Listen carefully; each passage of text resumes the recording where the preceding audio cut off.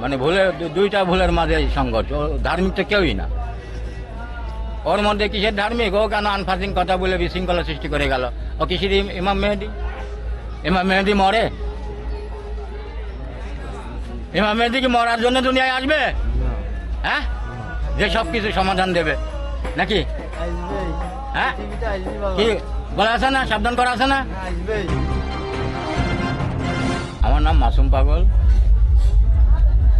আচ্ছা, আমি একটু আপনার মাধ্যমে জানতে চাচ্ছি, আসলে এই যে আপনারা পাগল মানুষ, তো আপনারা তো সমাজ জামাত করেন, এখানে ইসলামকে কলুষিত করা হয়েছে। আচ্ছা। ইসলামের দোহাই দিয়ে যা কিছু করা হয়েছে, এটা কোনো বিধানে কোথাও দেখাতে পারবেন যে এগুলো ইসলামের ধর্মে প্রশ্রয় দেওয়া হয়েছে? অজীবিত থাকতে ওকে কেন প্রতিবাদ করা হলো না, ওর বিচার করা হলো না? আপনার জ্ঞানে কি আসে?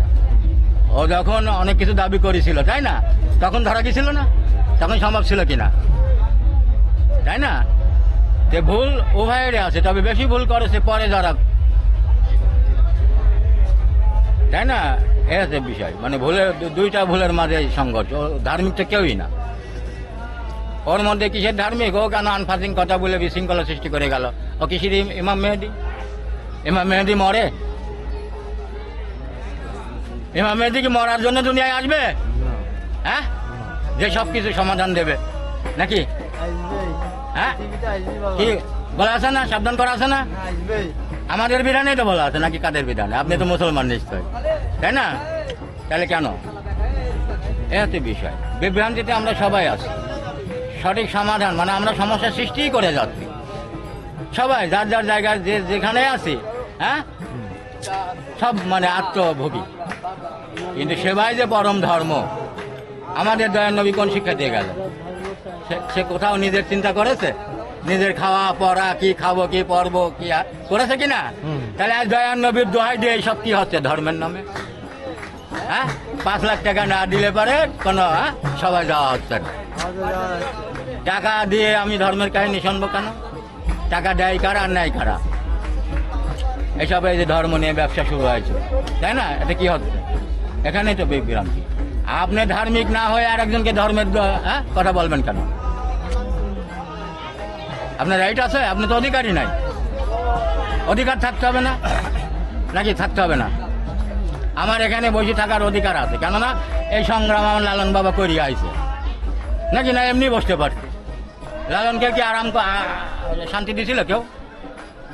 লালনও তো যুদ্ধ করে এটা ঠেকায় রাখছিল।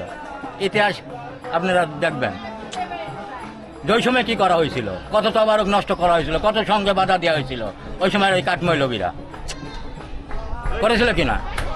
তবু তো আমরা হাত পা গুটায় বসে রইনি। এটা বিলুপ্ত হবে না তো? এটা মানবতার পথ, এটাই সর্বশ্রেষ্ঠ ধর্ম। তবে আমরা বলছি না যে আমাদের এই যা কিছু ঘটছে এটাই সব, আমাদের মধ্যে অনেক সংস্কার লাগবে। আমাদেরকেও একটু ভালোবাসা দিলে, একটু দিলে ইনশাল্লাহ আমরাও মানুষ হতে পারি। আমরা তো সবাইকেই ঐক্যবদ্ধ হতে হবে। হ্যাঁ হ্যাঁ, কারণ মানুষ হওয়ার বিকল্প নাই তো। আচ্ছা, আরেকটা ঘটনার কথা বলি। এই যে রিসেন্টলি কুষ্টিয়াতে আপনার প্রশাসনিকভাবে একটা হার্ড ডিসিশন দিতেছে, সামনে যে লালনের অনুষ্ঠান, সেখানে গাজার ব্যাপারে একটা কথা আসছে যে গাজা। হ্যাঁ, এটা যদি হার্ড ডিসিশন নেয় মেলা হবে না, মেলাই হবে না। এখানে থাকবে কে? পাগলামো ডিসিশন নিলে তো হবে না।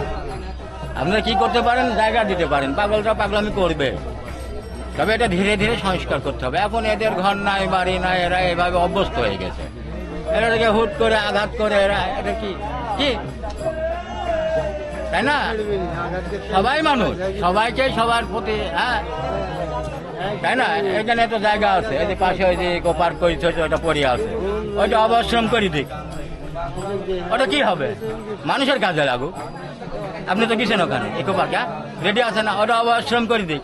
পাগল ওখানে পাগলামো করুক, বিশৃঙ্খলা করলে তার ধরা হোক, বিচার করা হোক নাকি? একটা পরিবেশ ঠিক থাকবে না? এখানে সুন্দরভাবে প্রোগ্রাম করা হোক।